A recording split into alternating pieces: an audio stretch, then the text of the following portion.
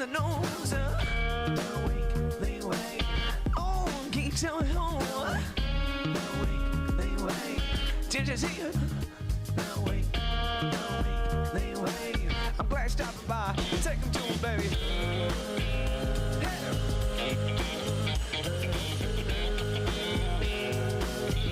Take him up again.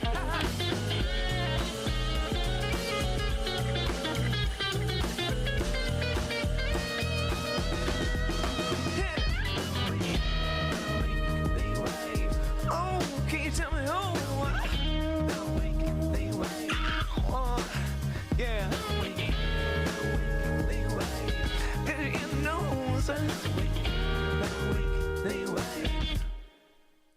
Tyler Carson, what's going on, brother? You know, not much.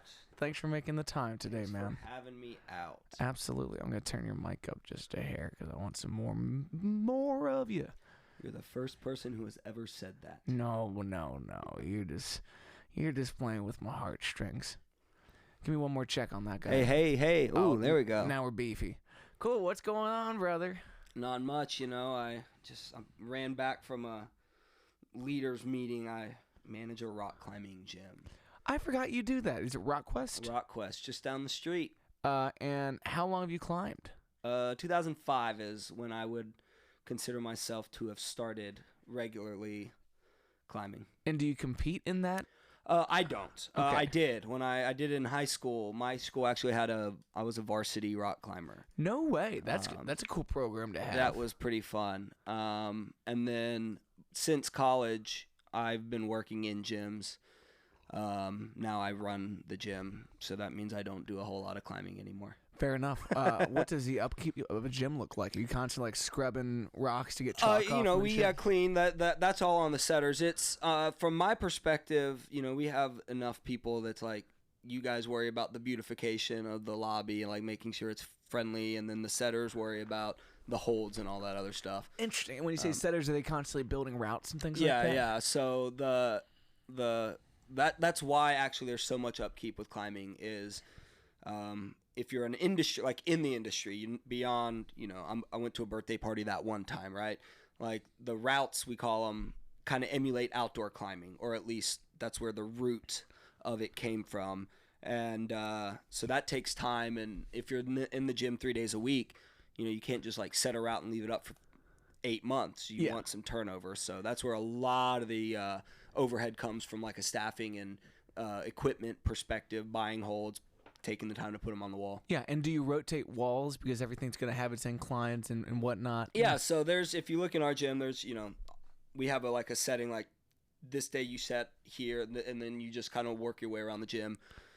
We kind of have it on a maximum like 3 month kind of rotation. So something's up for about 3 months before it comes down, and we have enough where, it doesn't get stale. We probably have, 60 stations somewhere. Wow. Around that. And it is like half and half auto belay versus like manual. Ooh, so you're over here throwing out real words. I think I know enough to at least discuss this. So we have 7 auto belays. Cool. And that's beginner shit, right? No. We do that, but we have like the lunchtime crowd that just comes in and they still want to work on hard stuff. Yeah. On their lunch break. So 7 auto belays is a pretty good ratio for like our size. Mm-hmm. And then we have, probably 25 lead climbing, where the rope's not already up there. And then, 30 or so top rope, we call it, where the rope is at the top. Gotcha. And then is there like a bouldering section? Yeah, in the middle of the gym. Oh, cool. Is the bouldering section. And here's a question that I've always wondered about. Like, you walk up and you see the grade of certain routes and whatnot. I'm assuming the builder doesn't set the grade. It's more like you put it up, other people come in and run it. So, outside, we call those bolters, the people that, would put a line and bolt it so it can be climbed or whatever. There's generally that kind of works that way. When your setters get good enough, there are guidelines. It's obviously not an exact science, but generally speaking, it's like, I want a 510 here. And you put it up, and then our head setter would come in and, we do we call it forerunning to make sure if you want it to be a 510, is it a 510? If not, do we tweak it or do we change the grade? So I'd say from a lot of that, it's very much I compare it. You could compare it to songwriting. That there are the hard science, the guidelines. It's like, generally speaking, here's what goes into writing a country song. Yeah, here's the formulae, and then you kind of divulge. Where's the creativity? And so setting's not unlike that, where it's like, here's what we know works. Here's things like, if you want a young child to be able to climb it, you need to be able to reach the next move with your elbow. Interesting. Because, I mean, that extra 3 feet. Yeah. So, like, there's some of that. These holds generally, angle of the wall, style of the hold, all of that goes into, if the angle is this way and the hold you're using is this, then that might be a 5/9, then concentration of holds, and then all that, and then it goes from there. But yeah, and then comparing that to songwriting, one of the things that just occurred to me, like the first listen is a very distinct opportunity you get with people. Like the first time they hear this song, you're going to give me feedback that I'm too far removed from the song to get that point of view. A first run on something has to be a very exciting, but also very telling part of the opportunity. Yeah, there's a guy named Chris Hampton. I believe. Don't quote me, Chris. He, I think, has said your strongest go at a climb is the first. It's the unadulterated. It's the, like, you've seen it potentially. You've worked through. Maybe you've seen someone else climb it. You have your ideas, but you also don't have any, like, preconceived note. Like, you don't go in going, oh, well, that's the one hard move. You know what I'm saying? And so, yeah, there's definitely an idea that your first climb on it will give you basically everything you need to know, and you might climb it better next time, but you're not like you're not unfiltered in that. We call it on-sighting. So on-site is you get the whole route, you climb it with zero information. You haven't seen anyone climb it, you haven't read about it, you walked up and did it. Flashing would be you did it the first time you touched it, but maybe someone's like, hey, there's the move here, this is how you do that. But yeah, when we flash or on-sighting would be, we kind of like, we celebrate you haven't climbed it before, and now you, without falling, you did climb that route. Yeah. As someone that's been in this world long enough and you manage this kind of facility, are there other hobbies that lead to a lot of climbers that you've seen, like ex-athletes of this sport? Sure. Because it's such a flexible game. Like, you really need to have a lot of biometric, like, tendencies and qualities. You need to be flexible. You need to be long. You need to be pretty lean. Well, here's what I'll say. Height obviously poses an advantage. Strength to weight ratio, being strong and not weighing a lot poses an advantage. Being flexible poses an advantage. But the cool thing about climbing is you can, whether you're walking in the first time and you're, extremely overweight and you're just trying to find a thing that you can be active in, or you've been climbing for 30 years, we're both experiencing the same thing. You're trying as hard as you are to climb the thing. I'm trying as hard as I am to climb the thing. My hard might be above what you can do, but it's not, your experience isn't less than mine. And so I think the people that get into climbing are the ones that maybe just, they don't fit in. I always joke, like, we're a bunch of people that our family is together because we didn't belong anywhere, so we found a place where we did. And the unifying thing is, I'm here because nowhere else really made sense. So you get some people that are outdoorsy and they're out the Red River Gorge hiking and they see some guy on the wall and they're like, whoa, I want to do that. Yeah. But then you also get, we do some homeschool programs and, like, hey, my kid just doesn't do well in team sports. My kid doesn't do well here. And we're just trying to find something that is their thing. And and our facility really plays to that. It's increasing access to climbing for anyone. So we do adaptive programming.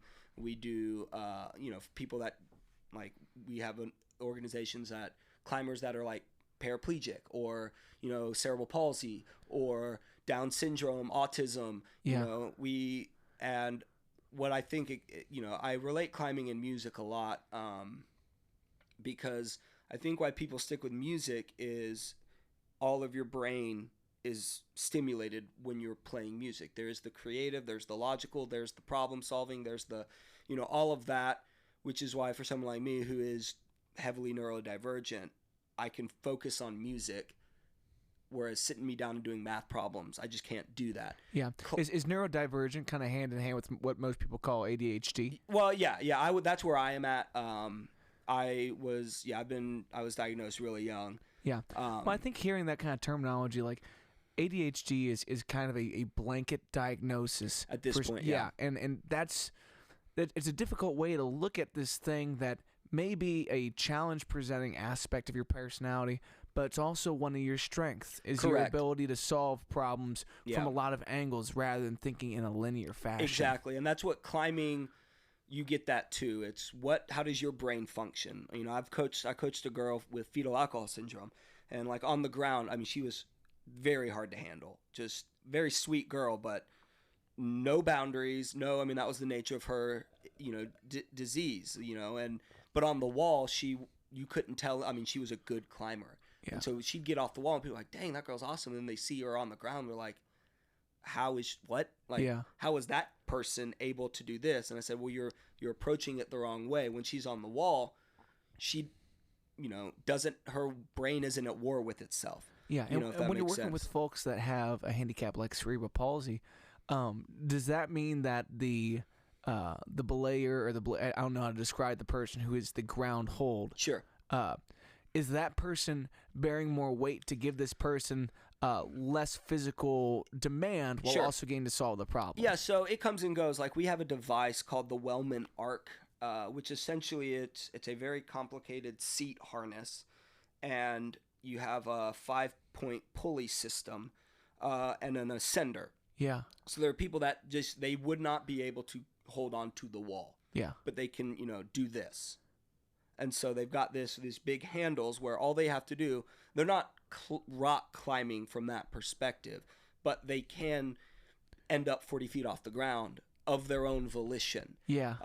And that's always a cool moment because, like, you know, the thing I tell people about, especially once you get into the physical and mental, you know, accessibility issues, most of these people, they know what they can and can't do. Like, there's no illusions, but at the same time, what they don't know is that there's equipment, and sometimes the belayer is boosting, and we can do that in a way that, like, it's not climbing for you, but it is adding what you don't have. Totally. And then over time, you remove some of those things. You can, yeah. I mean, we've worked with, like, one of our instructors does private lessons for Down syndrome, a guy with Down syndrome, and he great climber. I mean, he's there once a week and he's climbing. This isn't like, yeah, you go, buddy, you got off the ground. It's like he's working on actual technique. Yeah. It took a long time to get him comfortable, you know, the level of trust and all that other stuff. But once you enable someone to have, like, how many physical outlets do you see as available to folks of varying types of handicaps that doesn't start to seem a little belittling, at least from the outside? There's not much. Again, I can't overstate how much I compare, you know, music and climbing, because there are the egos you got to worry about. Like, that 7-year-old girl's climbing better than me. Well, she is one of our competitive climbers. She's here 4 days a week, like, with professional coaches, and this is your first time ever being off the ground. Like, obviously you can't compare that. But again, with climbing, like, I remember one of my success stories, my favorite success story down in Tennessee, a nutritionist came to me. She was a live-in nutritionist. So there's this, her client had a thyroid condition that was so severe, but they didn't find out what the problem was until this guy was, like, you know, well over 400 pounds. And to the point where he had a nutritionist living with him. And then she came to me because, you know, he'd gone to like workout gyms, like a Gold's, Planet Fitness, and he said every time, like, even some of these gyms, like, the employees were like, hey, like, we need you to not be here, you make us look bad, kind of stuff, which is horrifying. Like, this guy's trying to be healthy and you're shaming him for that. So she came to me going, like, can you accommodate this? And I said, well, you know, obviously at that point, it depends on the mindset of your client. Like, if he expects to be at the top of the wall, it's going to take some time. But we set some stuff, and it took him a good 6 months to get 3 feet off the ground. But he was there 3 days a week, you know, climbing. And again, obviously, the nutritionist living, like, he Took him 6 months, but I remember like when he like the first time he climbed, if you want to call it that, the audience was stoked. Like I say audience, like the gym like got quiet because like he did it and we all got to celebrate because we call that projecting when you're like, this is my route I'm trying to get. I'm going to figure it out. You're projecting it. Yeah. His project was a glorified ladder, but he was approaching it the same way Alex Honnold approaches, you know, Yosemite. Exactly. It's the mindset is the same, and we were all stoked because he did something that he never thought he would be able to do, and that is rock climbing, right? Yeah. That's the same, you know, like I said, to bring it back to music, my daughter makes up her silly songs that she sings. Awesome. She's experiencing this unadulterated joy in creating music. Now, am I going to, you know, record that on more than my phone? Well, you know, probably not, but yeah. But like the approach is the same. Yeah, and we're all going at the same thing here. Like it's a very individualistic journey in a similar way to music.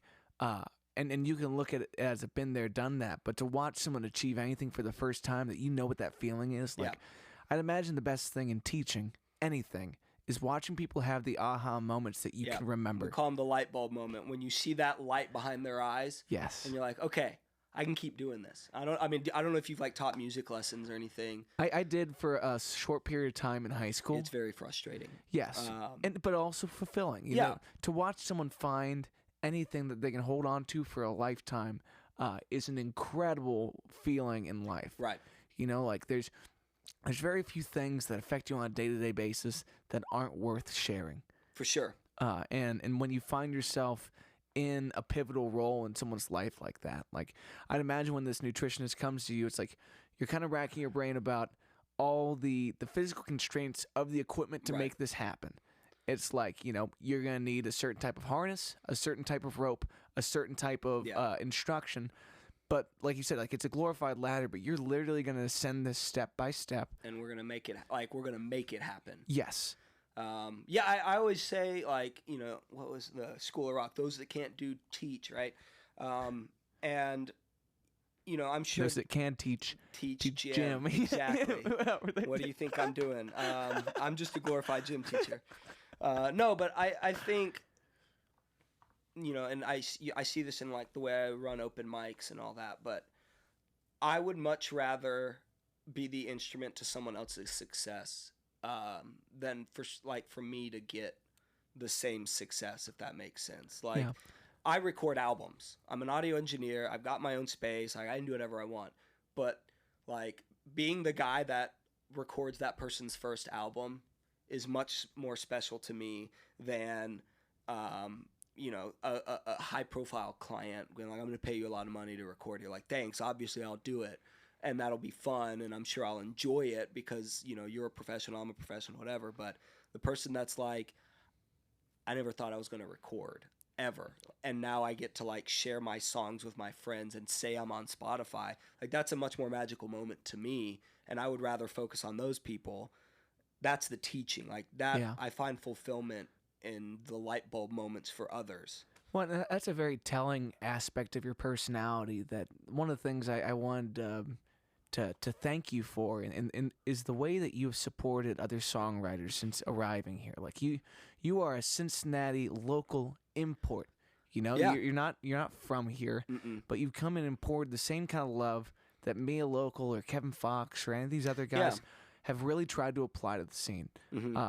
And we all have different reasons for doing so, you know, and at the end of the day, pursuits you're really motivated by are somewhat selfish. You know, the selfish aspect of that pursuit is I love watching people have that moment. You know, that does make me happy.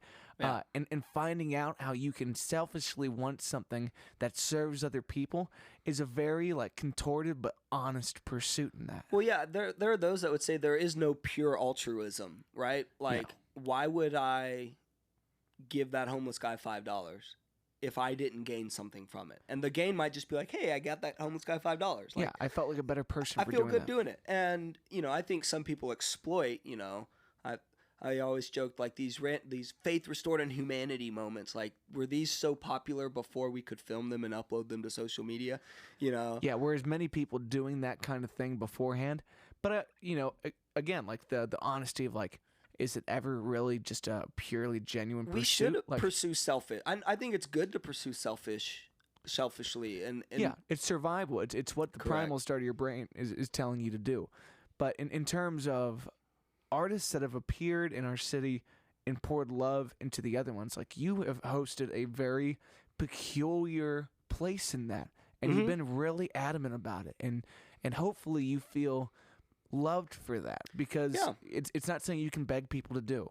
Right. I always tell folks that, like Mike and is it Jocelyn? Jolyn? I always forget. Oh, Mike and Joellen. Joellen. Yeah. I always fuck her name up. Yep. But they're the most wonderful people. You could not beg somebody to support like that who doesn't Absolutely do this not. thing. You couldn't pay them enough money to. And these people do it by their own volition. Right. And I'm not here to totally understand that. I'm just here to make sure that every time they step up to bat to support, Absolutely. that we give them something in return. And there's a couple other folks in this scene that I would call early adopters and early supporters of the music. Us making those people feel validated, affirmed, loved, helped bring more people into that part of the fold. Correct. Susan Bell is another one of those people. Mm-hmm. It's like when you give them reason to stand as an example of what that part of musicians' life can do, we start to make that group stronger. And then you get the next tier of early adopters, and then you start to have genuine fans of what happens in the city. Well, what's the phrase? Rising tides lift all ships, or whatever. Yeah. I think.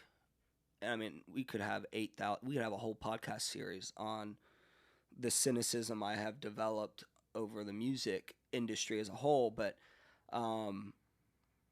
I could and there are people in Cincinnati that do this, that they take advantage, they me, I take, and they kind of come and go. They don't really last long. I mean, sure, some leverage that said success into more success, but I think in the long run, there aren't many that could continually leverage that selfishness into continued success. But, you're right. Selfishly, I support the local music scene, because if it's vibrant, it helps me. Yes. But instead, it's like, okay, I know what I genuinely want to come out of music for me.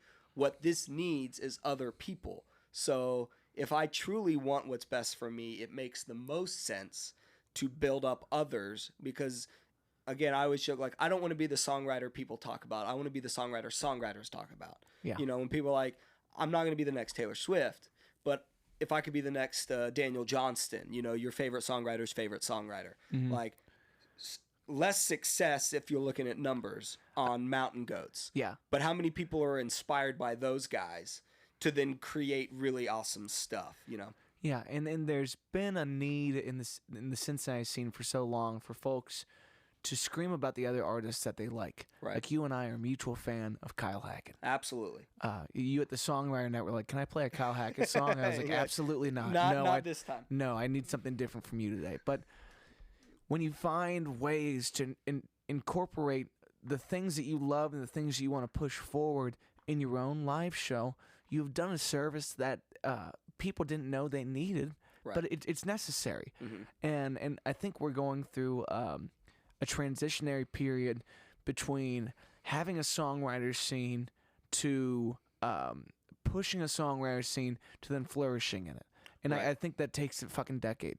I think it's a long period of time.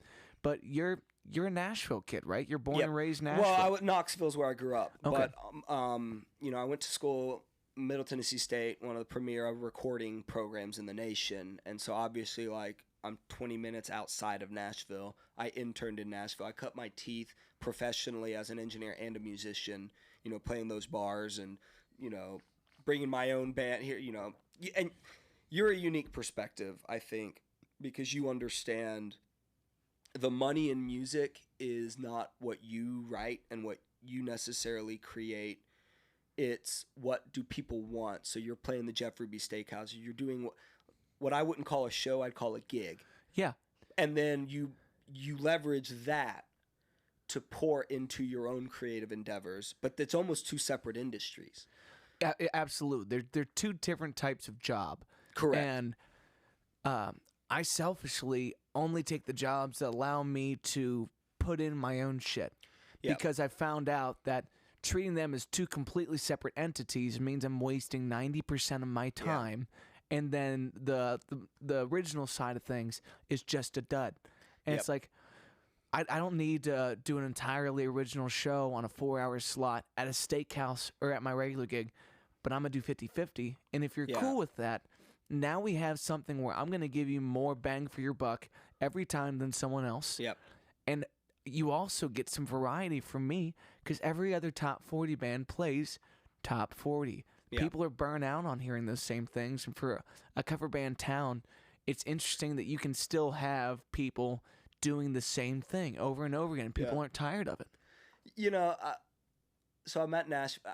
Nashville's not the same town it was when I left. I mean, it's been overrun by the tourism that people and they've adopted that. But bachelorette parties now run the city. it's the bachelorette capital of the world. Like, that's not a tagline. That's like a thing. Yeah. There's a lot of pink limousines out there. A lot of that, and you know.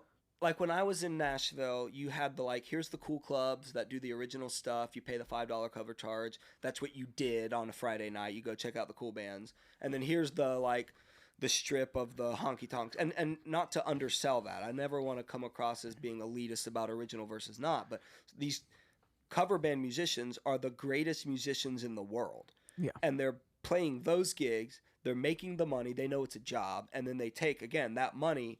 Their heart is to pursue their own music, but day job, and then whatever. Yeah, passion projects. And you know, ideally, the passion project becomes an income source, but that's just not viable long term until you reach the, not the Taylor Swift. You can be successful before that, but an independently sustainable level. Exactly. But and that's gotten harder. These cover bands in Nashville, this is like people think, oh, just learn your 50 songs. I'm like, no. These guys, you go in and say, hey, can you play whatever bullshit top 40 country song? Morgan Wallen that just came out last week. Yeah, and they will have never heard it. They'll pull in a database. They'll pull up the lyrics and the chord charts, and they'll play it. Yeah. Perfect. And they'll charge it $20 for a request, and people pay that. And so these are people that are so good, they've broken music down to its elements to where they can essentially play any song whenever, wherever. And that's an extreme skill, absolutely. It's a honed skill, too. It's not like these guys arrived and were capable of that. It's like the folks on the Strip that are doing that at the most proficient level are music theory junkies that can listen and say, all right, I know this 1-6-4-5 progression. I know the way that melody is intertwined with the chord changes underneath. I know how to assume how this section is going to move and how to build dynamically. And they do this with strangers. Yeah. Sometimes guys are being pulled off the street, walking to their car from their other gate. Like, we need a bass player. Bass player show up. Yeah, they walk in, they get it done. To say that's not mastery of a craft is a belittling of what they do. And they do it because the market serves that. If we want better as listeners in terms of more original music at a high level, you need to support that side of the industry. Yep. But we don't, Yeah. Almost across the board, we don't. Yeah, nobody supports anybody. And I think that's what, at its root, if the music industry is a three-legged stool, you have the creators or performers, you have the consumers, and then you have the venue / like studio, whatever, like the place people produce, the areas that produce that. The supplemental businesses, whether that's labels, spaces. Whatever it may be. And it's a three-pronged stool, and it requires, the problem with 3 legs is all 3 need to be equally strong. But what ends up happening is, especially in a post-COVID world, consumers don't go out anymore. We just don't. What are you doing Friday night? We don't used to just, I'm going out. Where? I don't know. We're going out. That was the thing. And now we don't go out. Or if we do, it's extremely scheduled in advance and like very specific things. Mm-hmm. And we don't risk bad experiences anymore. I got a kid, I got a job, I got low income. Yeah. I can't just go out all the time. So if I am going to go out, I'm not going to take a risk on a bad experience that could also be good. I'm just going to go to what I know will be good. Yeah. you've got the venue, the label, and they all are trying to make money, and they're unwilling to take risks. Yeah, and also in a world where most of their revenue has been as fucked up as anyone else in the industry. Sure. It's like, we don't have sympathy towards big labels, but they did employ people who loved music on a large scale. And in some ways, were they taking advantage of artists? In a lot of cases, absolutely. Yeah, but were there small labels out there that were sacrificing every bit of their profit to keep propelling their artists into better places? Hell yeah. You don't have Taylor Swift without the label. And that'll, sorry, Swifties. I've literally, for the past like month and a half, I went through every Taylor Swift album, original and Taylor version, in order, because I'm like, I'm gonna understand. And she's put out some great pop records. Like, she is arguably the greatest pop star of all time at this point, when you factor in social currency and influence and just everything. Like, I won't say she's not a brilliant person, but at the beginning, it took somebody pushing that to create success. And who did that? The label, Big Machine Records, right? Like, the label was the stepping stone, and she was good enough to leverage that into her own. Now she left the label, she's doing her own thing. Brilliant. Yeah. But yeah, you don't get, in the old method, you might, but you don't, you need resources. You need to step into that level. Well, especially now, but I think in pointing that out, like, I don't think Taylor gets her credit as a competitor of all of our favorite songwriters. Yeah. Whether it's Dave Grohl, Paul McCartney, or Prince. It's like, who else has sat in front of a blank sheet of paper almost every day of her fucking life and said, what am I going through? How does it become a song? And how do people receive this? You know, whether it's the most brutal breakup of her life or these early, love songs that were just perfect for that generation of people. Yeah. Like, and we all want to judge her for being on top of the game at this point. And it's like, guess what? You seem shitty, you seem bitter, and you have no fucking taste if you don't like it. It's with Taylor Swift specifically. I know people who know her. I mean, being in Nashville, I'm her age, so like, I am contemporaries with some of her contemporaries. Some of this is anecdotal, can't be proven. Some of this isn't, but I've heard people that have had great interactions with her. I've heard people that have had terrible interactions with her. And at the end of the day, she's a person, so I'm sure there are things she does that are very selfish-driven, very, maybe even manipulative. I don't care. What she is a great businesswoman. Yeah. She knows how to, anytime something happens, it's never her fault, right? Is that true? Maybe, maybe not. But she is great at controlling the narrative, and her fan base loves that. Her fan base, and like I said, I really don't, I used to be a very anti-Swiftie. Now I'm like, well, if old white guys hate her, maybe I love her. I don't know. Like, I'm torn. There's been a real stigma switch there, but like, I think there's a weird thing about calling someone manipulative, where it's like, we all want to be persuasive and we don't want to be manipulative. Like, it's the same fucking word. Yep. And we all do it. And we're mad at her for being successful at it. Yeah, exactly. But we're bitter about having someone that's been successful in ways that we think we can rival. But the nice thing about that music presents is, like, it's pretty much, it's merit-based. It's not about the best song. It's the most appealing song to the masses. Because now we can see on TikTok and on YouTube that randos in the worst part of Kansas can drop bangers and they can take off. And what do you need behind that? Great business instincts to make it last. Nirvana.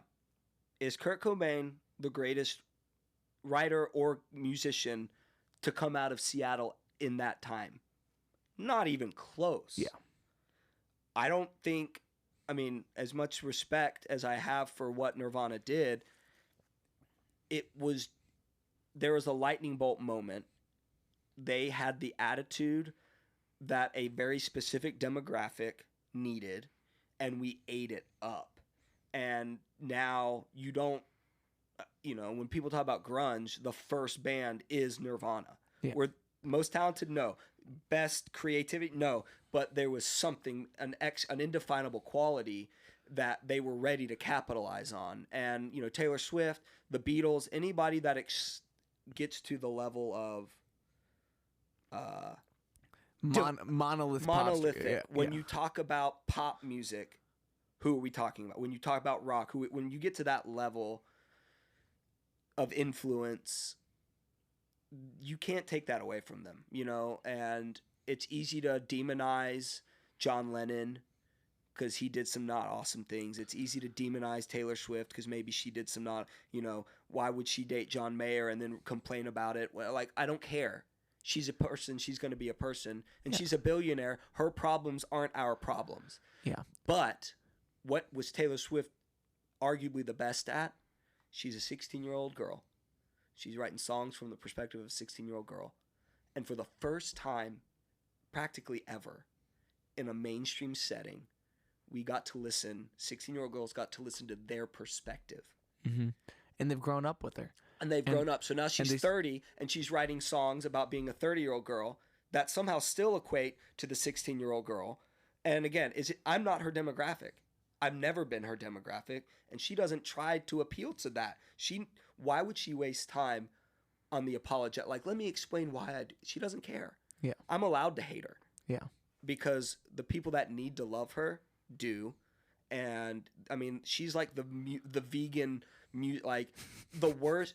People would probably be more okay with her if her fans would shut up half the time. But you know how many times I'm like, hey, maybe she didn't do a great job, and all of her, shut up, you're a misogynist. You know, it's like, okay, girls, calm. But again, she's brilliant. It's definitely not a fan base to try to win over in an argument. You have no chance at that. And she doesn't need that from me. Yeah, but when you want to talk about examples to follow in music, to find your fan base, to treat them like they're the most important thing in your life, because they are, and then to give them what they want in terms of the interactions. Like, one thing I've heard about T Swift is you can't buy tickets to go meet her at the end of the night. You buy a ticket, her mother walks around in the crowd, she asks you, have you ever met Taylor before? If you say yes, you're not going back. See ya. If you say no, you might get to go back and meet Taylor. Yeah, and there's a lot of stringent, protocol behind that because she is a monolithic celebrity, and there's a lot of risk with doing that. But what an incredible way. There's no paywall. Yeah, and to offer the time with you when it's available. Sure. After a certain level, you can't do that. I heard the lead singer from Disturbed talking about this. He's like, I don't drink, I don't smoke, and I don't talk to people after the shows because my instrument is attached to my face, and it makes me need to get the rest that I need, especially when we're on the road. Especially as like a screamer, when he brings in those kind of vocals. And yeah, I love the idea. We all dream, like, what would happen if I were super successful? What if I was the next Taylor Swift, right? And I'm like, I don't have it in me to be the next Taylor Swift. I love the idea of if I play a show in a city, I'll sell enough to make, like, I could go out to LA, play the Troubadour, people would show up for me. I think that'd be fun. Yeah. But also, I could finish the set, go up to the green, whatever, and then come down, and there's some stragglers hoping to meet me, and I get to hang out with them for a bit. Hey, thanks for coming, whatever. I like to be able to give that. Any more than that, that terrifies me. My relationships are now part of my image, right? Taylor is dating Travis. Ooh, that's a big deal. I'm like, is it? Why? Why is it a big deal? My conspiracy theory is she contractually dates. They say, like, if I date you, it'll be good for your image, and then when we break up, I get the album out of it. It's good for my image. Now, is that true? I don't know. But the fact that I have that opinion at all, I don't want people to think, like, I don't want to be that. Like, I have to have private jets because I couldn't be on a commercial flight because then nobody would leave me alone. Yeah. So. Yeah, you want to still, everyone wants to imagine themselves at the biggest they could be while still keeping their personal life and anonymity when they want to have it. It's like, well, that's a trade-off. It's a trade-off. And you always, if you're going to choose to be a public person, you always need to be willing to deal with the consequences of being a public person. Yeah. Like there's folks that I love that come out to shows and they treat me exactly how I want to. Yeah. And then there's folks that have come out to shows for years and they make me a little crazy. And you need to learn how to manage your customer basis in a way that you're comfortable with.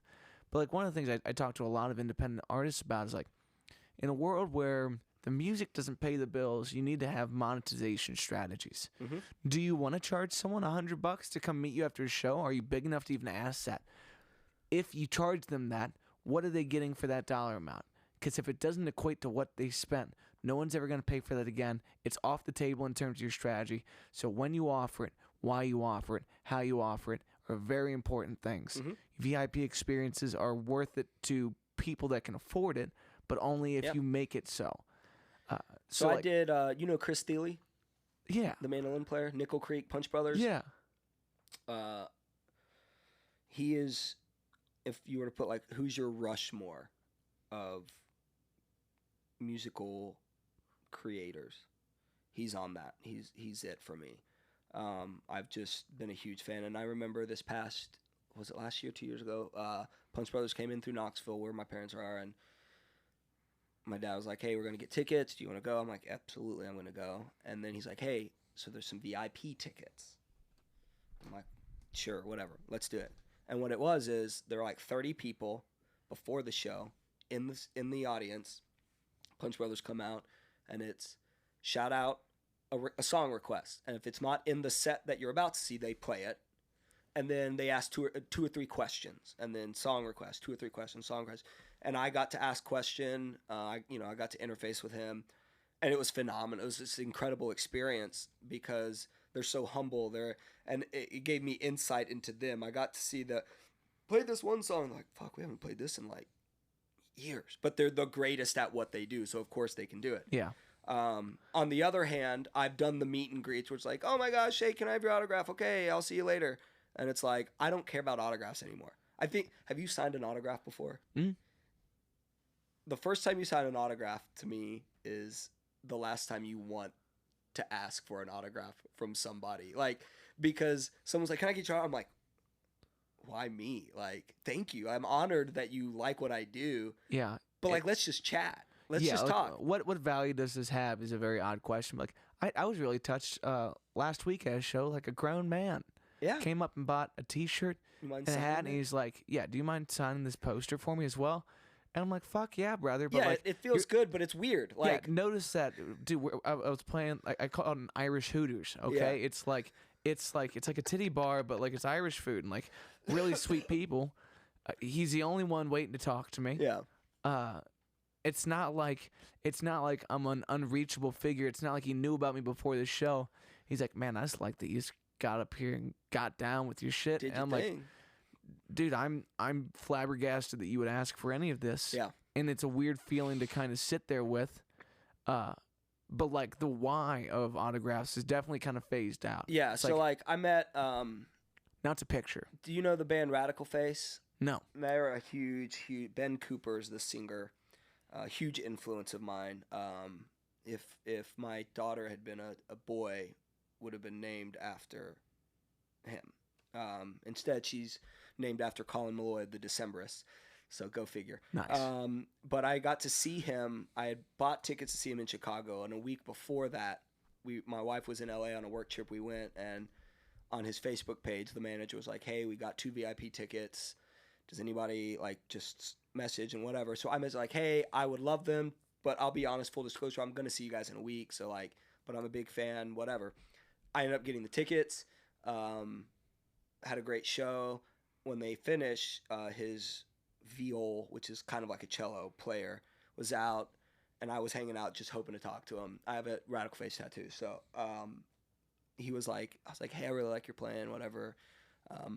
And half of the reason my early composition is so cello heavy, well, the main reason is because Michael Ronstadt's the greatest cellist in the universe, and he's in my band, so I'm going to utilize it. But I wanted that because of how this viol player played, and I was like, "Thank you so much, been a huge influence." He's like, "Do you want to talk to Ben?" And I was like, "I mean, I'd love to, but like, you know," he's like, "Nah, I'll get him down here or whatever." So Ben comes out, and I'm just like,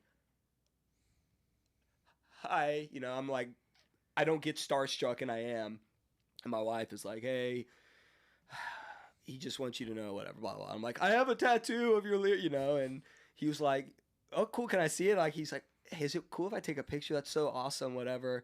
I didn't want his autograph. I just wanted to connect to him like, hey, your music has impacted me in a profound way, and I want you to know that, because to me, someone saying that, and I have that experience. Someone was like, hey, I got a tattoo of a couple of your lyrics, and I'm over here going like, I can die now, man. Like, my music career could be over. I impacted this guy. That's special to me. Yeah. So I didn't want his autograph. I just wanted to be like, you might not hear this a lot because you're like a character. We develop parasocial relationships with the people that we look up to. Like, that's why Taylor Swift is Taylor Swift. It's because all of her fans have this sometimes violently strong connection.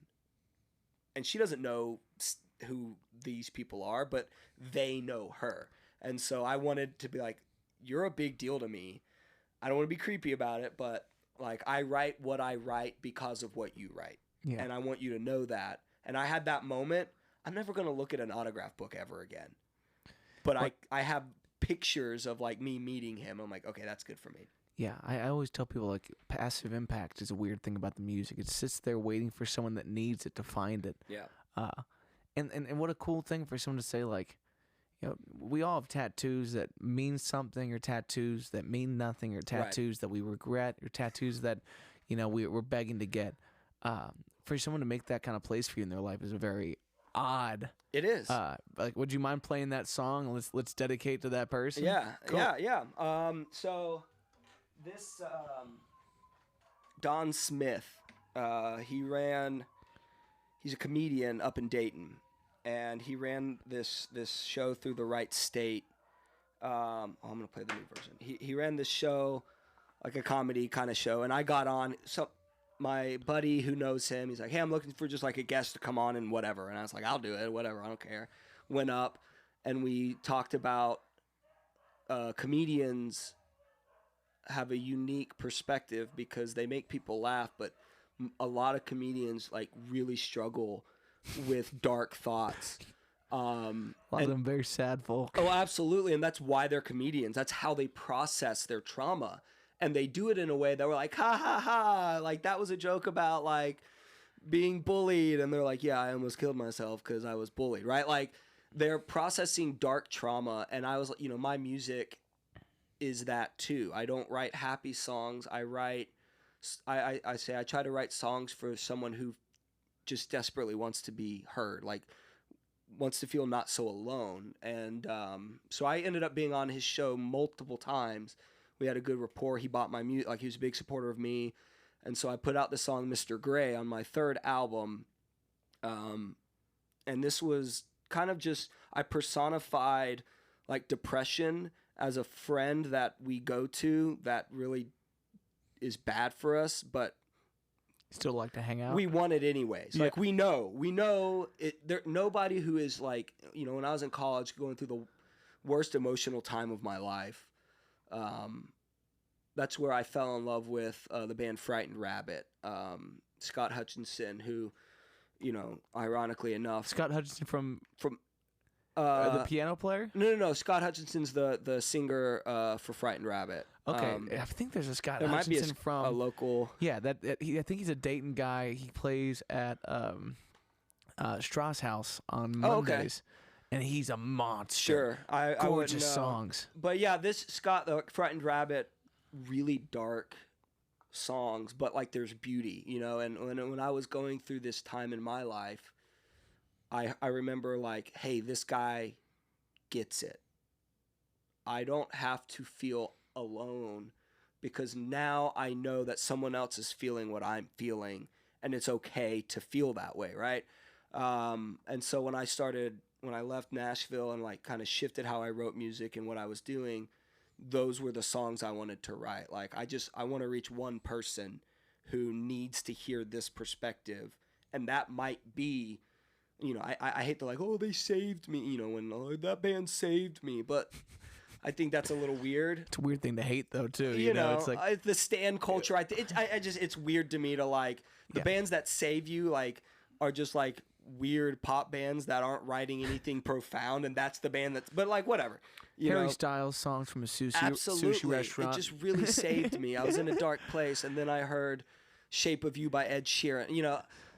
Anyways, but I do think, you know, I would be obtuse to not acknowledge that, like, Scott Hutchinson and his lyrics did find me. Now, would I have gone the ultimate no comeback from mistake? Probably not. But yeah, it helped me. And so that's a weird discussion to have too, of what drives people to that. But kind of like you said with your songwriting, it's like, I'm here to reach people in the way that I wanted to be reached. Correct. And this artist did this, and so here I am. I'm writing. So I wrote Mr. Gray. It's an allusion to Portrait of Dorian Gray, which I don't know if you've read that since sophomore in high school. I have no idea what you're talking about. The premise of Dorian Gray by Oscar Wilde is there's this very beautiful man, and he gets this portrait of him painted, and this beautiful, very outwardly beautiful person's inwardly a terrible person. And the worst thing, the things that he does that get worse and worse, this painting starts to show who he really is. And he stays outwardly physically beautiful and, like, doesn't seem to age and all this other stuff. Meanwhile, this painting is just getting more and more grotesque. And then, like, he doesn't want to look at it because, like, you know, I don't want to see who I really am, kind of thing. And I kind of use that as, like, you know, depression is this, like, friend of ours that is showing us a version of ourselves, and we feed into it. Like, we do things where I was like, when I decided I was kind of not a good person, I embraced not being a good person. I was like, well, why would I try? Like, this is who I am. And so I'm feeding into this image, and I'm slowly, like, losing myself to this. And so I tried to write this song. I wrote it, and it was ironically one where I'm like, nobody's gonna like this. Like, this is song 5. Nobody's gonna care. And that's why, like I said, Don Smith that had reached out to me and was like, hey, I just wanted you to know I was going through this dark time, whatever it was. And, like, he loved the line, and I'll sing it, you know, so I breathe you in like a cigarette, right? And the song kind of explains it, but it's weird because, like, that was a song that was a throwaway, and now I'm like, oh, so the song that was, hey, I'm pouring my soul into, I want somebody, like, this, if you want to understand me, listen to this song, which will get 3 listens and nobody cares. The throwaway song that nobody's going to care. Oh, wait, that's the one people seem to, you know, connect with. So, yeah, this is Mr. Gray on Another Anodyne. Very nice. Which is his third album.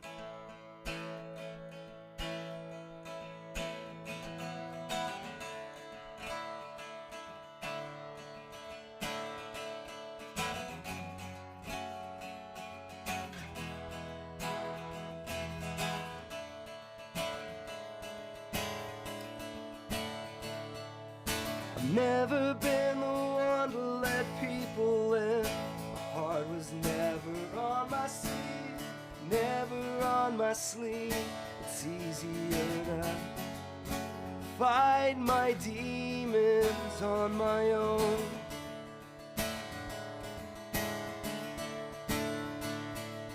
But here you come with your serpent tongue. You tell me this is who I am. This is who I am. Maybe I should give in, let it go.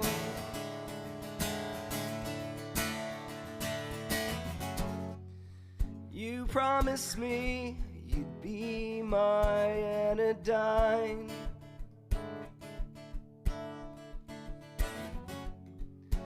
You promised me you'd be my anodyne.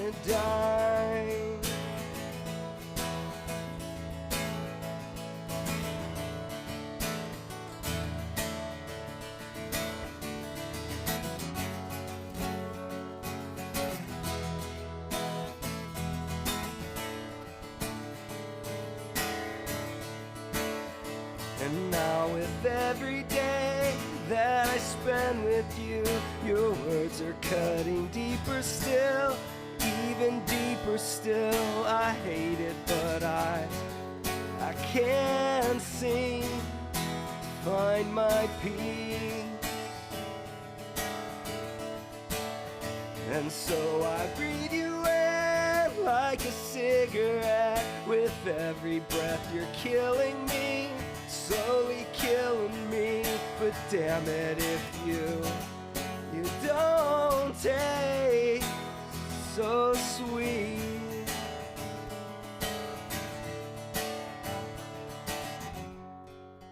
You were supposed to be my anodyne.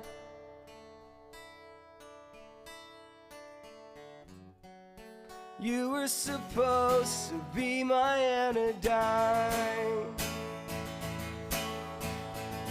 And now I'm looking in the mirror like some modern Mr. Gray. The more I feed into your image, the more I quickly fade away. I don't mind this hell I've crawled to. At least it's something that I know. But I can't help but feel there's more for me. If you just let me go.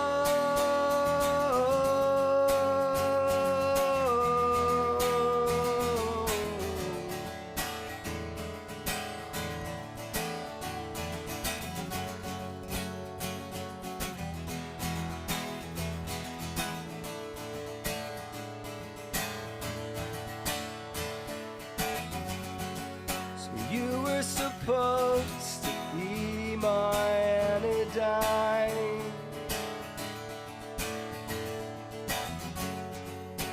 I need to find another anodyne.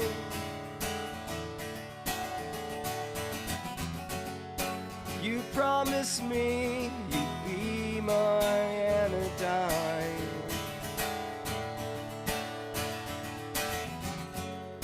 And I need to find another anodyne.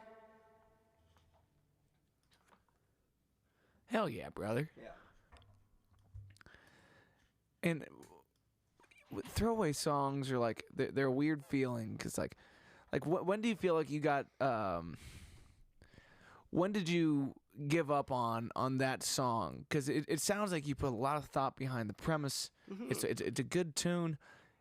Do you grow sick of something like that, or was it just in the comparison of it to other songs on that album? What is your ratio Of misses? No. Well, so I have a philosophy on creating, and I want to talk about it because I love your feedback on this. But how many songs do you write that don't end up on the album? And then, because here's the thing, like, I know people that like write 100 songs, pick your best 10, right? And, and then the next best 10 can maybe be live songs, but not album. We have all these things. Like, how many of your songs never see the light of day? I don't think there's many finished songs that I won't at least start to play out. Okay. I'll let things that I don't like surface in a show, at least in a solo. When I take it to the band or when I put it out, those are two big Right. affirmations if I've enjoyed this. But I am a big believer that I am not the end goal judge of these things. Correct. And the song is its own little person, or it's a room that kind of appeared, and your job is just to get it out. Yeah. And I don't, the reason I ask is I don't pursue music to make money. I pursue music because for me, I need to. And I'm very fortunate that people support me. I love that they do, but that's not the point. And so, yeah, I've got a lot of like songs that never get finished. We all do. I mean, we have this like, here's a good line and we don't know what to do with it. Here's a cool guitar part and then it just sits maybe for 10 years, maybe forever. But the songs that get finished, I maybe have, since moving up here, 3 that I've like written and then just decided, this is the point. I wrote it. I got my thoughts out. I'm done. Mm-hmm. And so, again, from my perspective, if I can reach one person, and if I'm sharing myself, then that means someone else might need to hear it. So, like for me, I put songs out, like even on Another Anodyne, I think the second to last track, I don't do at all anymore. It's one of the few songs I just really don't play out. And I was a worship pastor at the time, and I didn't write love songs. I was happily married. I didn't write love songs. I was a pastor that didn't write songs about, for God or whatever. And I'm like, working on those two things, like, do I love God less? Do I love my wife less because I don't write songs for them? I write a bunch of breakup songs. I write a bunch of, like, I'm sad. I write a bunch of whatever. God, I'm questioning, whatever. And no, I don't. And so I kind of wrote this song about, like, it was called Do I Love You Less? And that was the premise. And it was kind of like you could hear my roots in pop punk and all this other stuff. And I was like, okay, I wrote it. It belongs at the end. I'm not going to not put it out, but I don't love it. And it didn't perform well. Oh, the other thing, whatever. But yeah, I typically put out what I write. If I finish it, unless the band just is like, we can't do anything with this. And every once in a while, this is not what we want it to be or whatever. Yeah. But that's very rare. Yeah. Like, I think most of us tend to see the writing on the wall that something's not that good or not good enough I for us. just won't finish it. Exactly. But if it makes it to the finish line, it deserves to be addressed. And I think there's a lot of songwriters that'll give up on something before they take it to a focus group in that way, where it's like, nut up or shut up. It's time to play that song that you don't know that well and you don't like that much, just to see what it merits. And it deserves more than one at bat. And what's the end game of music? So we get back to not being like. I'll be the first to say, as much as I love the local Cincinnati music scene, it is not good as a scene. You got a good point. It's we're suffering. You've got the Joe Ellen and Mikes that will go out all the time and support. And what I love so much about Joe Ellen and Mike, they've become very dear friends of mine, because they support people that, like, they would not say out loud, but they support people that they wouldn't necessarily say, like, I like their music, but they like the person. And they want to support the creative endeavors. In fact, on their website, Cincy Local Music, they'll do these, like, artist showcases. And I've never been one.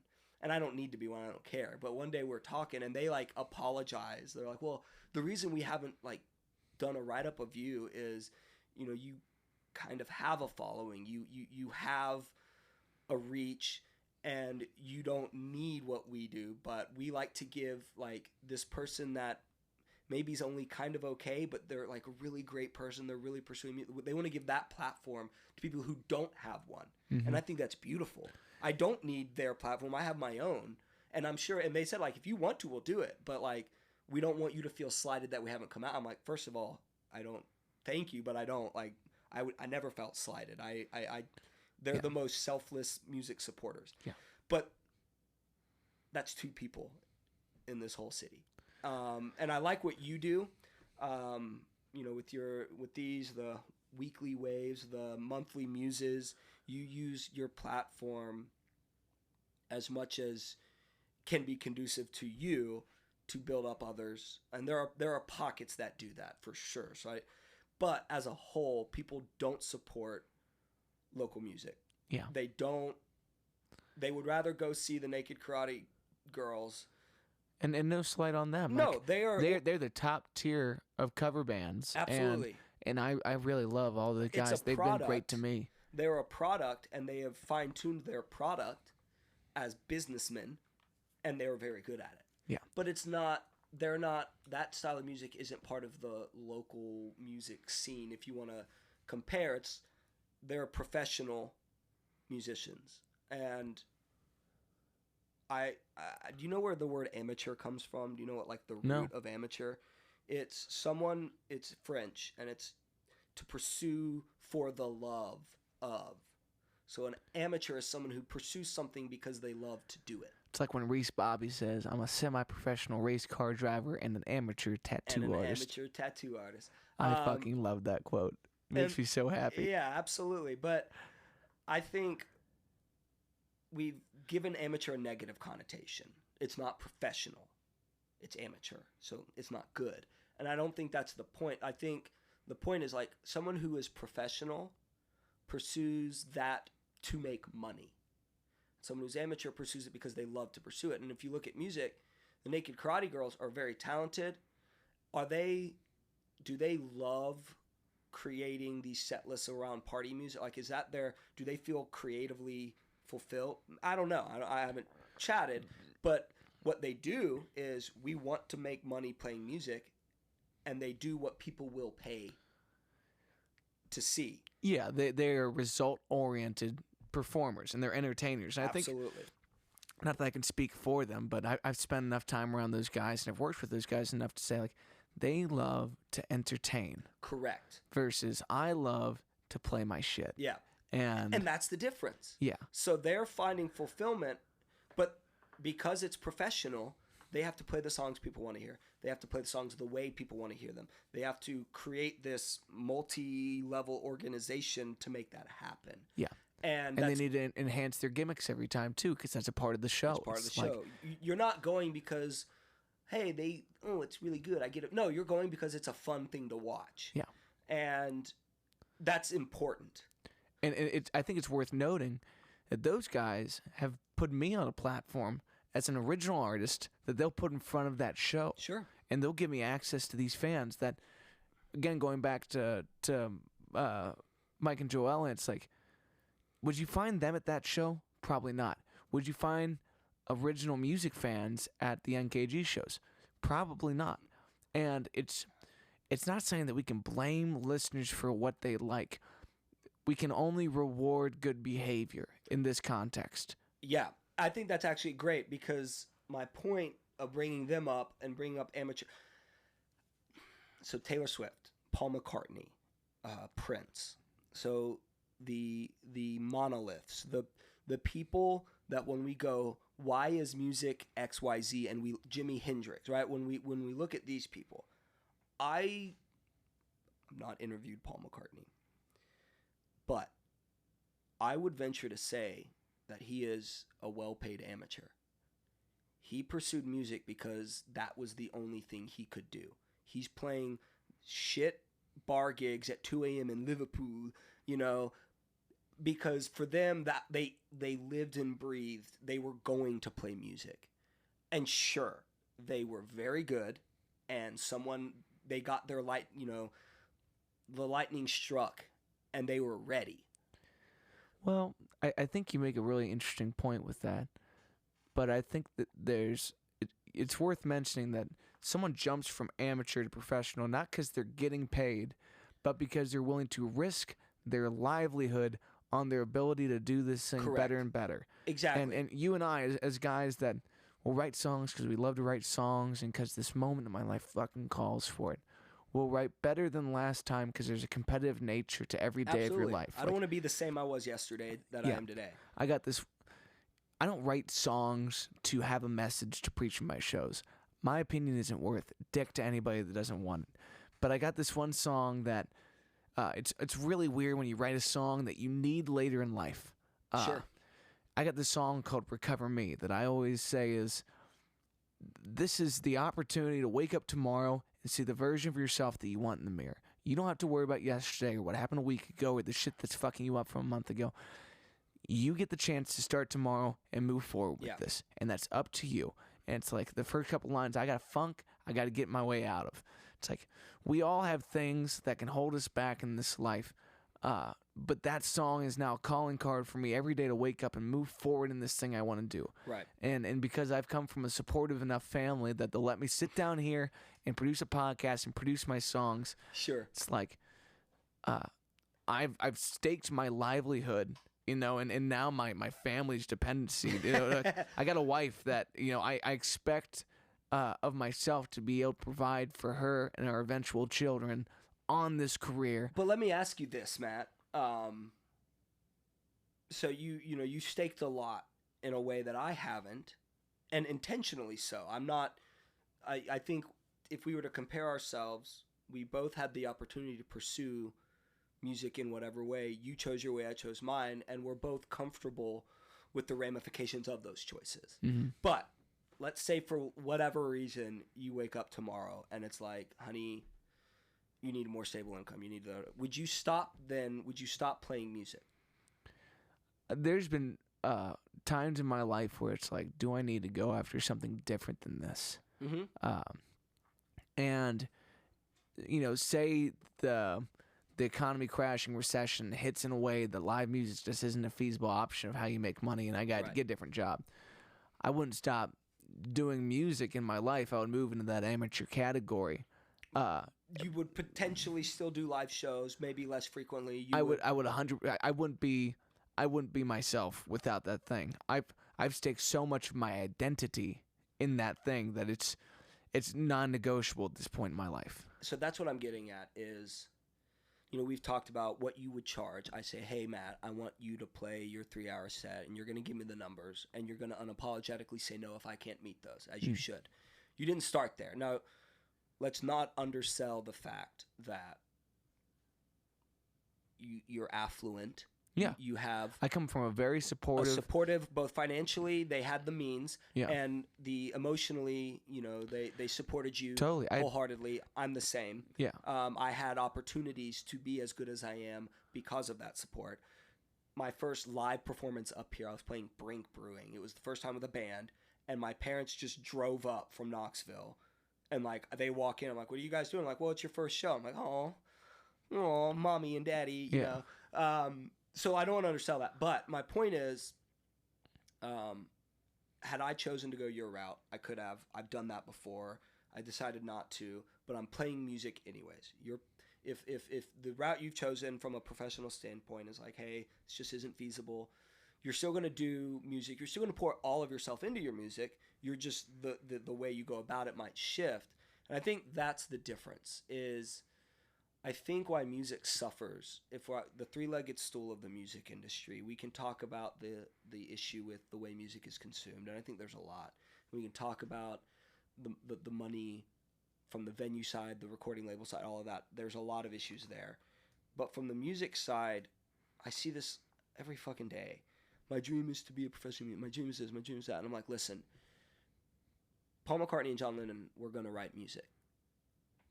Here's a great example. Glenn Hansard from The Frames. He does the Falling Slowly. I don't know you. Right? I know a songwriting buddy of mine was contemporaries with Glenn Hansard. Now, Glenn Hansard is fucking huge, right? If you're in that realm. I don't know if you saw the movie Once.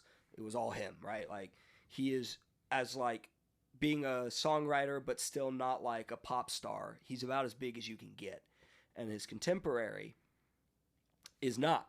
He's a guy in Pittsburgh who I like his songs, but he came down here and I helped him put a gig on in front of 10 people, you know. I like him. I think he's a great songwriter, but he's not Glenn Hansard. And they grew up like they're compatriot, like they know each other. They're buddies. Lightning struck for Glenn Hansard. But they're both pursuing music, and there's no regrets on how they pursue music. And I think that's the difference. Why a lot of local musicians, the barriers of entry to creating and producing music are all but zero, right? I mean, recording platforms are free, and many digital music making things are free. Now we have AI. Like, I don't know how to write music, but I want to. AI, use it. I love that. I love that now there's literally nothing holding. You could wake up tomorrow, I want to play music, and you can. Yeah. There's infinite resources on how to learn and watch videos and read textbooks. All of that. And your phone microphone is pretty okay, right? You could record a whole album on that, and you wouldn't be shook by the quality differences between you and the majors. Exactly. But now nobody's investing in their own. They're not investing in it. They're Spotify doesn't pay a lot. Yeah, Spotify doesn't pay a lot. But now you don't have to pay a record label to distribute your music worldwide. You don't have to do anything. It just exists. And you're mad that the person in Turkey who would never hear your song ever heard it and you didn't make $5 off of it. I just think that's ridiculous. And I think if more people were to pursue music because they loved to create and share, I think we would see less of this industry-driven content, meme content. Now, if you want to be a successful meme musician, you have to do, what would it sound like if Dolly Parton were in a pop punk band or whatever? You have to do that stuff, or here's the new meme joke and I have to write a song. What was it? What was there's a guy on Instagram and Tracy Chapman did the Grammys or whatever, and Fast Car, you got a fat, Dude, right? It's hilarious. It's sensational. And it blew up, and he's a pretty good songwriter. The but Cool like, Ranch Doritos line melted me. probably my second favorite. Hilarious. And it was funny, but now, like, if you want to be that, now you have to do that again and again and again and again. Yes. You need to be the controller of what kind of content are you going to be caught making, because there's a chance any of it blows up. Like Exactly. Like that's the reason. That's my selfish reason I'm here. What would I like to have, pop in any way, shape, or form? Obviously, my songs and my live performances. But if there was another option, it'd be me sitting down and talking to people about songwriting and whatever the fuck else we want to do, because that feels genuine. Sure. Doing clever parodies of songs that everybody loves, that sounds like it'll very quickly become the worst day job you could ever imagine. And I know some people love that, though. There's my best bud in college, Dylan Phillips. He's a rapper under the name No Big Dill. I think he's trending at like over 900,000 monthly listeners. I mean, in the Christian hip hop world, he's about as big as you can get. He's a phenomenal artist. It's just a genuine person. But, I went down and visited him, and I was talking, and I said, honestly, I think what holds me back is a lack of desire to pursue the online marketing. I'm not on TikTok. I kind of do Instagram, kind of, sort of. I don't do the things. And I was asking, like, how do you do this, man? Because I remember I said a lot of what he does, Christian hip hop, who is the largest consumer of Christian hip hop? Middle and high school youth group kids. And that's who drives social media, by the way. Yeah. Who defines the trends on social media? Middle and high school kids. So if you want to be popular on social media, you have to appeal to middle and high school kids. That's the game. Yeah. Which is why you have these serious artists that are like, meh, meh, meh, and they're doing stupid shit. And if they're fine with that, they're fine they're with that. making money. There's no beef with that. But you don't see Taylor doing that. You don't see artists that have already made it doing that. And like that's a big trade-off. It's a big trade-off. And I think Dylan, so, what's great is he said, I had to say, like, okay, he puts time frames in his schedule. Wednesday, 9 a.m., social media. But then he takes it, that's it. He's not on it, because what he found is he was spending all his time scrolling. What is the next trend? I got to do this. I got to do it. And he's like, I gave up myself to do that. And now it's like, okay, you can do it intentionally. Now, he's a full-time musician. He's, again, he does the thing. And so there's a part of that he has to do, and he's very good at that. That just wasn't me. I didn't want to, what's popular, I need to do it. Like, going through Taylor Swift, 1989, the album, which I think is my least favorite of all of her albums, it very much sounds reactive to what pop music was going through at the time. It sounds like Lorde came out, broke the industry. That first Lorde album, like, changed how pop music was recorded, because it was so different and is an incredible album. And then for a while, that minimalist, purely production style music, that was pop music for a bit, right? Mm-hmm. Well, before 1989, you had Red, which was this incredible, no longer country, but like still paid homage to like band-driven pop music. And it's a great album from start to finish. And then I get to 1989 and it feels so soulless. Yeah. It feels like... And they get Folklore, which is this return to the artist. Yeah, return to the girl with a guitar in her bedroom like anybody else, and telling you about it. It still has these pop influences. Absolutely. And how much of that can you attribute to producers and whatnot in the room? Well, but also, like, 1989, she was on label. So Cruel Summer was the first non-Big Machine label album for her. And that was still the very kind of poppy, but it like felt more authentic. But 1989, Bad Reputation, it felt like it did feel labeled. We don't know. We weren't part of these meetings. We don't know what songwriters weren't credited, but they brought in a team of whatever. We don't know. Yeah. But yeah, Folklore comes out where they're working with, Dresner, the National, and this is a band I highly respect. And you can hear, were there bops on Folklore? Well, no, but it wasn't a bop album. Yeah. It was an honest. It was like, oh, so the biggest pop star of all time can still put out this stripped down. And they did the Pond whatever studio version of the same album, and it was even more stripped down. And I'm just like, yes, now I care again. Mm-hmm. But I do think again, to bring it full circle, I think the problem in the local music scenes anywhere is because there's no barrier of entry and we know the formulas.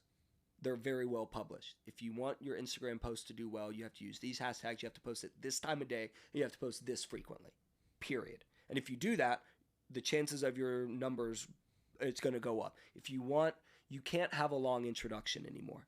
It has to hit quick. If the intro is 30 seconds long from a sync licensing or a pop standard, that's too long now. It needs to be track, boom, hit your chorus now. Catch me in 30 seconds or I'm gone. You know, if we record it this way, if we do this, we know all the things. And I think that has bred an entitlement to success. So now people are going, well, if I do these things, I'll be successful. And when they're not successful, what's wrong? Do they suck? I don't know. I don't care.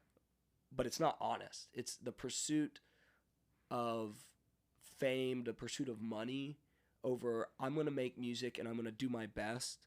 And so it would be natural, like the natural occurrence of it getting better is to gain a following. But Taylor Swift, whatever you think about her songs, he wears short skirts, I wear t-shirts. I mean, is that the original Pick Me Girl anthem? Absolutely. But when you're a 15, 16-year-old girl in high school, that is the attitude. Mm-hmm. And so when a 16-year-old girl hears a radio, like top radio hit, and it's like, that's me, I'm going to latch onto that because it feels honest. It feels authentic.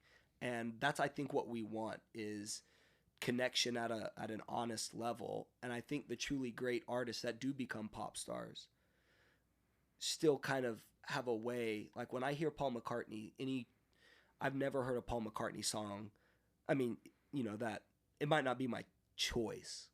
And he is a prolific songwriter enough that I'm sure he's put out songs that are just, he knows what'll sell. Yeah.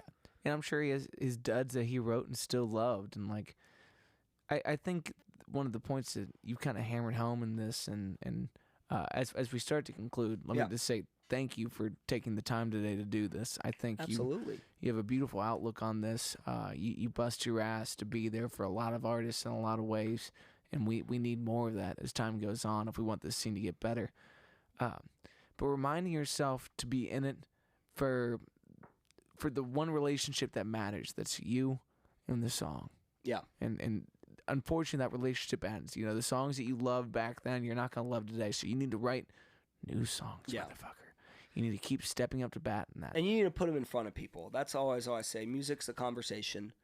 And Kurt Vonnegut's known for, like, everybody should create. Like, that's a thing. I don't know, some letter he wrote to a high school kid or whatever. But it was like, creative writing, painting, whatever it is, you should create. Yeah. Because it's important to create for your soul. I take it a step further. You should create and then share it. Because, yes, there's advantage when you're learning a language to being by yourself and saying words and like getting, but it's a conversation. And what's the point of getting really good at a language and then not talking to someone and sharing with that? And I think painting, writing, music, you should create. You should have output, and you should try to share that output with somebody. Yeah, and in places where you receive criticism for that, that's only going to help you see it for what it is. Correct. But you need to learn to be less sensitive to the things that you might love that other people hate. Like, as we go into a year that's going to be very divisive for a wide variety of reasons, the reminder that we don't need to be the same to get along. You can hate that shit. I can love it. We can talk about it. We don't need to get fired up about this. Absolutely. It's all good feedback. Someone going, Matt, I don't like that guitar part. Yeah. You have two things you can do. Do I want to win him over? I'll change it. Or, hey, thank you, but that only further solidifies my original creative decision. That's why I always, when I'm recording songs, I'll send it out, and there are people that I'll be like, give me your feedback because I know you're not going to like it. And then I have to decide with that feedback, is it worth shifting to please them, or do I just bite down on what I'm going to do already? Yeah. And sometimes it's both. Mr. Gray, in fact, was one of those songs that got into the band, and they're like, let's do it this way. I'm like, okay. And it ended up being the right call. Yeah. And then it's shifted over to, I played it for years, but yeah, create. I love open mics. I think because we see a distinct downturn. I remember the 90s as pop music being incredible. Just God, there are so many great. I mean, Michael Jackson wrote some killer tunes and was the ultimate entertainer. Prince, you know. Yeah, I'll argue with you on the ultimate entertainer thing because I'm more of a Prince guy. That's fair. I like the competition. But I'm gonna say this. You don't have Prince without Michael Jackson. What a lie. No, I say that because Michael Jackson. I mean, if you want to put it on the Jackson 5 was something that stirred that, sure. That's what I'm going. That's what I'm going with. I'm saying that in the same way that I wouldn't compare the two because they're prolific in their own right. But like Prince is the fuck you to Michael. Sure. His entire career is the essence of not only can I do that, I can do it better than you. Sure. And I am. And guess what? But again, wasn't that an incredible dynamic? Yes. To be able to see. Yeah, you needed that tension between them to get the art that you did. Exactly. And I think now we don't see the same on a consistent level. We get pop stars that come and go. I can't tell you. I hear the radio. I'm like, I don't know who any of these people are because they're relevant for like 6 months and then it's gone. And I think part of that is because we know the formula. We follow the formula. We make the money and move on. And that's fine. Yeah. But if more of the small time level are like, you're at the level where you can afford to be risky because you don't have $100,000 advance on your album that has to make money or else you're screwed over for the rest of your life. You can do whatever you want, and I wish people would. Like, here's this really shitty song, but it's them. And I'm going to listen to that when I host my open mic. I'd rather hear a terrible song you wrote than a really great song you didn't. And that's my go away thing. Like, That's an awesome. I feel like that's an awesome place to wrap this up. Man. So do me a favor, plug your open mic, plug whatever you want. Well, I can't plug the open mic right now. It doesn't exist. Okay, so going to be in between, probably finding a new home We're for in between. Maybe not. I don't know. This is a published thing. No, my band is St. Mary St. Michael, St. Mary, St. Michael. I like what I do. I'm happy to engage with you anywhere on social media, website, St. Mary St. Mike. Because this Michael, that's all Catholic churches, and I don't have that. Dun dun dun. But yeah, and I do. I like engaging. I just started a thing. My new favorite project is on Instagram. I started a hashtag Play Your Friends Songs, and it's a tag. It's like a tag your it thing. I'm gonna play a song written by a buddy of mine. I'm gonna tag them. They should then learn a song. I think at its core, bringing up local. Artists supporting artists. I think that's where it starts is I'm going to hype up my friends. They should hype up their friends. And if we do that,